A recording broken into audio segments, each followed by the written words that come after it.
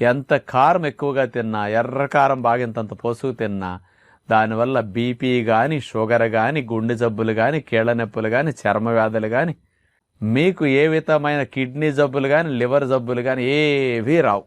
దీర్ఘ రోగాలు, మనం బాధపడే మందులు వేసుకునే మొండి రోగాలు ఏవి రావటానికి కారానికి సంబంధం అసలు లేదు.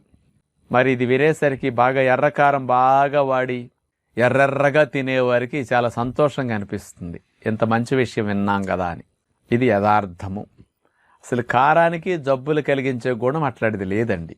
ఎర్రకారం ఎక్కువగా వాడటం వల్ల ఇబ్బంది ఏమిటంటే మంటగా ఉంటుంది కదా నోట్లో పెట్టుకునేసరికి. వాళ్ళకి కొన్ని రోజులు తినేసరికి ఆ మంట అలవాటు అయిపోతుంది.